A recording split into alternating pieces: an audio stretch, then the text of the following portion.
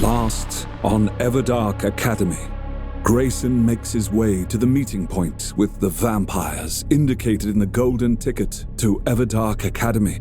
But the vampires don't seem to believe his tale of getting away from the sect of Dawn. After all, he's human and shouldn't be able to protect himself with powers. Ryder and Deimos are determined to take him to the Everdark, while Grayson is just as desperate not to go there. What will the vampires do with him once they know he has the gift of telekinesis? But the gate to the Everdark isn't working, and the sect are suddenly there, meaning all plans are off. Everdark Academy, Episode 6, Craving. Ryder felt Grayson tense against him. That lithe body was coiled like a spring now. He had stiffened whenever Ryder had touched him, but like a wild stallion who just wanted to be calmed by a steady hand, had relaxed after a time, almost as if against his will. Though Grayson was smaller than Ryder, the young man was nicely muscled. He had the body of a natural athlete, not one pumped up in a gym like an overinflated balloon. But every one of those muscles had gone rock hard, hearing the female vampire's voice. Fight or flight? Yes, he's met her before. He didn't lie about her. Ryder turned his head and accidentally drew in the young man's scent. There was the tart smell of fear. Some vampires loved that scent. It was what every prey gave off when cornered. But it spoiled the blood, in Ryder's opinion. It made it acrid and bitter somehow. But there was another scent beneath that coming from Grayson, a scent that began to overwhelm the one of fear. It was a cold, icy smell. It was one Ryder had smelled around true warriors before a battle. They turned their terror into fuel. They turned their rage into power. They turned their power into death for their enemies. It was not a scent he had expected to smell on this modern young man. Grayson's fierce response to Deimos and Ryder himself, knowing they were vampires, also pointed to a warrior spirit, though he had thought it foolishness, but he had been wrong. Grayson was not a fool, and perhaps that and the warrior inside explained how he had survived an encounter with these other vampires. But Grayson was still a human, warrior or no, fragile, easy to break. How many? Deimos growled, as Ryder's senses were better than most anyone's. Let's hope there are only 3 still. She's had time to bring some friends. Ryder answered, as he cocked his head to the side and unleashed his vampiric hearing. At first, he could just hear their heartbeats in the hallway. Deimos's was steady and strong, as always before a fight. His was a faster beat, but still slow even as he prepared for battle. Grayson's, though, sounded like a frantic beat of butterfly wings. He listened more closely to that delicate thump. That was a mistake. He must not have fed enough that night, spending more time flying than feeding, because his pupils expanded and his fangs ached. Grayson was beautiful. One would have to be blind not to notice that. But there were many beautiful young men in the world, and they were about to be attacked. Now was not the time to be distracted, though the predator in him disagreed. Now was the perfect time, it seemed to think. Almost against his will, it was like Grayson was the only person in existence. Ryder's senses narrowed down to just him. The predator in him swarmed to the surface as he focused in on that human heart, the whoosh of rich blood through Grayson's veins, and the rasp of his frenzied breathing. Grayson was in full flight or fight mode. Perspiration coated his silky skin. There were scrapes on his right cheekbone, a delicate beading of blood, which was the only kind of makeup that drew a vampire like no other. Draw away. But he didn't. Hunger for this young man was suddenly bright and blooming inside of him like fireworks. It was so unexpected that he was paralyzed by his own desire. They were about to fight. They did not need this distraction. But the predator within betrayed him again. He fisted his hands. He held himself very still. He needed to know how many more vampires, competitors, his predator self snarled, were nearby. The phone suddenly has no signal. No backup is coming that way. Demos slid his phone back in his pocket, waiting on Ryder's report on what they were facing, not realizing the hunger was trying to take over. He nodded his head at Grayson. Guess you weren't lying about that. I wasn't lying about anything. But what are we doing? If they're out back, then let's go out front. Ryder. Demos wanted to confirm that they weren't heading into yet another trap. Ryder felt his fangs come out as his gaze rested upon the pulse point on the right side of Grayson's neck. It was such a lovely neck, long and supple. He imagined how it would feel to let his fangs sink into that sweet flesh and taste the first fresh draw of Grayson's blood. Ryder! Demos saw where Ryder's attention actually was, and it was not on their enemies. He struck Ryder's left shoulder. It was a blow that would have crushed human bones, but just got Ryder's attention. Ryder whipped his head around towards his blood brother, fangs bared, and he stopped. This was Demos. They were in a church, surrounded by enemies. What am I doing? The sound of Grayson's heart was gone from his ears, and he was free of its malign influence. Even as Demos stared at him in consternation, his senses finally obeyed him and swung outwards. Can't leave the front way either. 2 more out there. Ryder heard one of them scraping his foot along the pavement, stubbing out a cigarette. The other was tapping a fingernail against their leg. He focused on where the woman's voice had come from. For a moment, his hearing had once more flowed over Grayson, but he dragged his senses away from the young man. Sweat beaded his upper lip. What is wrong with me? 3 out back, including the woman. Ryder got out and turned his head away from Grayson and Demos as he wiped the sweat from his face. It was cold, and his hand trembled. What the hell happened? I haven't lost control like that since I was the newest of fledglings on the hunt. Maybe it isn't me at all. Maybe Grayson is the cause of this. He turned back to face them, and some of his suspicion must have shown in his eyes, as the young man retreated a step then, defiantly, crossed his arms over his chest, and remained where he was. Ryder's eyes narrowed further. While Grayson hadn't been lying to them about the vampires chasing him, he was definitely hiding something. Hiding things that make him dangerous to vampires. But Demos seems completely unaffected by him. 5. Not good, but not terrible. We've handled more, loads of times. 2 against 5 doesn't sound like good odds to me. Isn't there any other way out of here? Maybe we can get up onto the roof and jump to the next building. The icy warrior scent rose up from Grayson. Ryder swallowed thickly. They'll be honest from both sides before we make it halfway across. You said she was fast, right? And she can jump high, too. Vampires are the best acrobats you've ever seen. So there's no way out? Grayson's heart was thrumming again. Ryder grimaced and swallowed again. We can handle them. You need to let us take care of this, Grayson. Right, sure. I can't do much against vampires. Grayson shrugged as that icy smell became so much stronger. Grayson, whatever you did before to get past these vampires won't work twice. Okay. Grayson lied again. The scent had Ryder by the throat. He glanced over at Demos. His blood brother showed no sign of smelling that odd odor. Am I going mad? Ryder grimaced. Demos's expression was shrouded. He hadn't bought Grayson's story of the sect of dawn vampires, but it looked to be true. Yet, like Ryder, he sensed something was off here. But he's not being affected by it like I am. So where's the plan? Like that time in Egypt? I was thinking more about Brazil. Brazil? Well. Someone's intent to turn this evening around. Egypt? Brazil? What are you guys talking about? We've been getting out of tough spots for a long time. This is no different. We encountered situations like this in those places. That vampire out there, she's different. The fear in his eyes had the opposite effect of the scent and the heart. Ryder felt a flush of shame. This boy was terrified.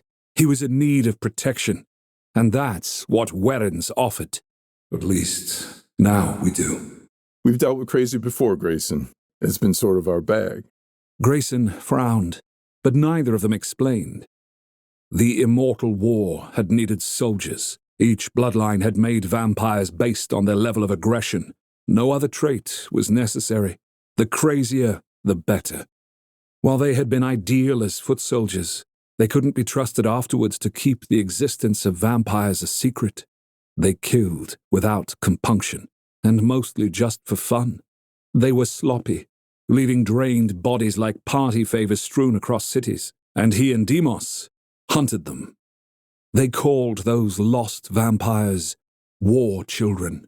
Lawson had called Balthazar a master killer, but from all Ryder had seen, Roan Tithe had been one of the war children. He had just hidden it better than others. Maybe this woman and her minions were war children. That would make sense, though bringing the Sect of Dawn into it was odd. But that was just one more odd thing about this night. Are you down with Brazil? Demos nodded and strode past them towards the front of the church. Where's he going? Grayson's eyes widened, his breathing becoming heavy once more. Don't worry about that. We've got this. Ryder grasped the young man by the upper arms and bodily carried him to a closet he had glimpsed on their way back here. Grayson let out the same squawk he had earlier when picked up. It was almost cute. Okay, it was cute. He held Grayson in one arm while opening the closet door with the other. He placed Grayson inside. The young man immediately tried to dash out. Ryder put up a hand to block him. What are you doing? But what are you doing? The fear smell was back in full force. Ryder hoped it would be enough to stop the craving. It was. But more than that, it was the sheer terror in Grayson's eyes. But it wasn't terror of the unknown or just vampires. It was the terror of having seen things, experienced things that most people did not. This kid was a survivor, if nothing else. You'll be safe in here. Safe? Grayson let out a sharp laugh and tried to duck beneath Ryder's arm, but he caught the young man and gently and firmly put him back in the closet, blocking the way out with his body. You'll be out of the way, which is as safe as we can make you until we take them out.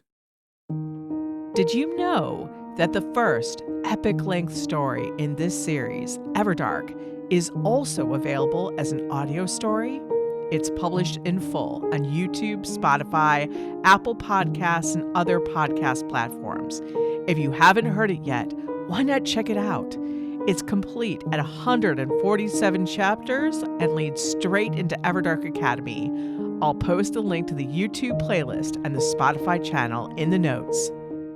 The young man had a good eye for odds and fighting. Again, survivor, warrior, something else. The full scent of him was in Ryder's nostrils, as they were both in the small space of the closet. Ryder licked his lips and swallowed. The predator wanted to come out. Good. Use it on our enemies. But leave this boy alone. We'll come get you when it's over. No, I don't want to be in here. I need a way out. This is the only way to keep you safe. The young man looked ready to climb the walls. Ryder wanted to respond to that fear with something other than those harsh words. Keep it together. You've done well all evening. Don't fail now. He hadn't expected his words to have any real effect on Grayson, but they did.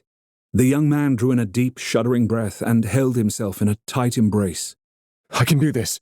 I can. It's not the same. Not the same. Ryder wasn't sure if Grayson was speaking to him or to himself. I'll be back. As Ryder began to close the door, Grayson's big eyes stared at him. Promise. Promise. Ryder nodded, then pulled the door towards himself until there was a crunching sound. The door was crushed against the door jamb, wedging it closed. Only a vampire could release him, and he was just in time. Oh, you fools! You're making me repeat myself. The Horus vampire sounded truly aggravated. But then there was a lilt of laughter. Not that we were going to let you live your second lives anyways. Thunder rumbled above them. Lightning streaked through the sky, illuminating the church in a silvery glow for a moment. Horus bloodline can control the weather. Ryder shifted into his treachery of ravens. His clothes dissolved, and his cell phone thudded to the ground. With a soft flutter of wings, he flew to the roof where he had seen an open patch. Dark as night, he flitted through the opening into the air. No Werin but him could do what he did next. He divided himself into two large treacheries of ravens. One group went to the front, while the other group headed to the back. His vision was split up further than simply amongst the individual birds, but also the two treacheries. But Ryder had been practicing this. There were only two vampires in front, just like his senses had alerted him. One was a whip-thin woman with her long black hair coiled like a serpent on the back of her head. Her lips were a scarlet slash. She was a study in starkness in her black and white outfit. Only the lipstick gave her any color. Beside her was a man dressed all in white. Even his hair was white. He too was thin as a reed. He was the cigarette smoker. He ground out another butt beneath one heel. Ryder also saw the vampires at the back of the church at the same time as the ones at the front. There in the back, he saw the woman, their leader, standing with her two vampire companions on either side of her. Her hands were lifted to chest height in front of her. Lightning played between her fingers. There was another crack of thunder, and the air shivered. Cold wind brushed his feathers. The silvery white light of her gift revealed that her chest was covered in blood. Her shirt was wrenched open. The blood on her shirt was not human, but vampire, or mostly vampire. How did that happen? Grayson, could he have done it? No, there would be no way. He wasn't surprised at her anger and recklessness at that moment, though, even if Grayson wasn't the cause. Her aggression was up because she'd been badly injured. She'd likely drunk enough to heal herself quickly. But he was sure she was still craving, and Grayson was the nearest source of blood. His own predator nearly had him issuing a screech of challenge. If anyone was drinking from that boy, it was him. But he shoved that down and told himself to think. Why would she chase the boy merely to drain him? She wouldn't. She had to know that Grayson could have spilled all he knew to them already, so she couldn't be here simply to keep what he knew from getting out. Though she said she was going to kill Demos and him. But the phones had worked until recently. No, something more is going on here. She wants Grayson in one piece, I think. All the more reason to take him to the Everdark and not let him out of my sight.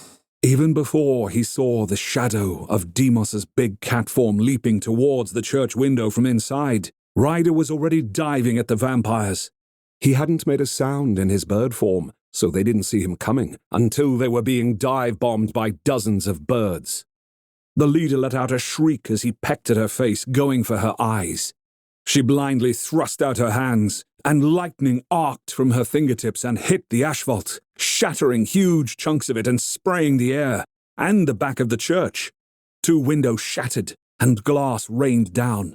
She also struck some of his bird bodies, who let out a and then burst into feathers that fluttered down to earth. He felt their loss like body blows, but they didn't incapacitate him in any way. On the front side of the church, he had dive-bombed the gaunt woman and the old man. Both had ducked down to cover their faces. His talons drew blood and ripped strands of hair from their heads.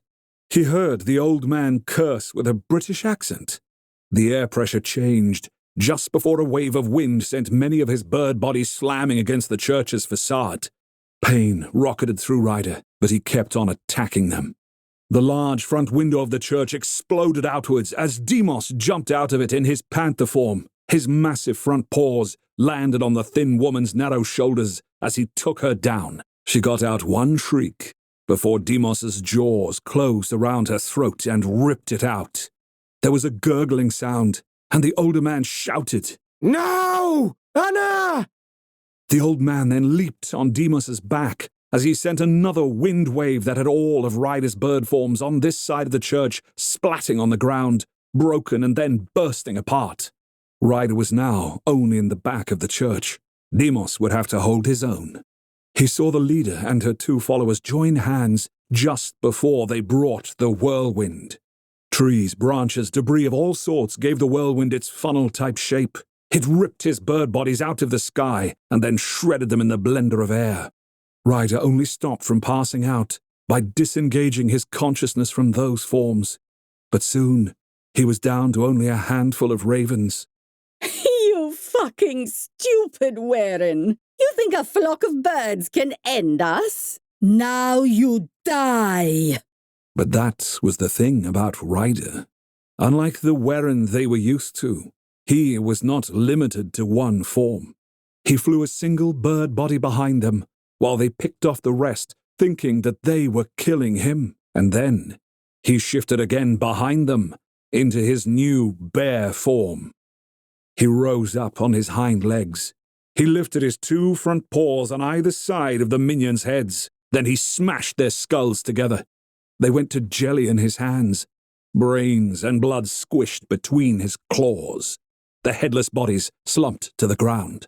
He only had time to look up from his handiwork before a lightning bolt struck him in the center of his chest. He was thrown back over 20 feet. His bear body hit the ground and kept sliding. The pain was indescribable. He couldn't breathe, but he could smell burnt bear fur and flesh. He couldn't hear his own heartbeat. I should be dead. I should be dead. He saw the leader come into view. She had a rictus of a grin on her face. Blood streaked her cheeks. Her eyes were bright with malice. Her hands glowed with lightning. One more strike. Then, suddenly, she wasn't grinning anymore. Wood splinters, as large as stakes, stuck out of her torso as if she were a pincushion. Blood flooded down her chin as she stared in horror at the mess where her chest once was. She went down onto her knees and then fell completely over. He realized that the wooden stakes were the church's back door that had been shattered and then sent flying towards her at incredible speed. Ryder heard footsteps. He smelled the cold, icy scent that he now recognized as Grayson's. The young man hove into view. He was swaying. His face was pale as milk. Grayson, how did you do that? But he was still in his bear form, and the words didn't come. He just managed to catch Grayson as the young man collapsed in his arms. Right here once again. Oh my God, so much happened in this chapter. Actually, all the chapters. It really makes me want to talk to you about so much, but I need to pick one thing, I think. Ryder and Demos's vampire power is to shift into animals. If I chose a power for vampires to have, this one was one of the top ones. But if you were a Warren vampire, what animal do you think you would like to shift into? Obviously, I want to hear it in the comments. Personally, I think I would like to be a treachery of ravens, thank you very much, because flying. Although Demos's panther form is pretty damn cool. Again, tell me what animal you would want to be able to shift into in the comments. We can't wait to hear. Thanks, guys.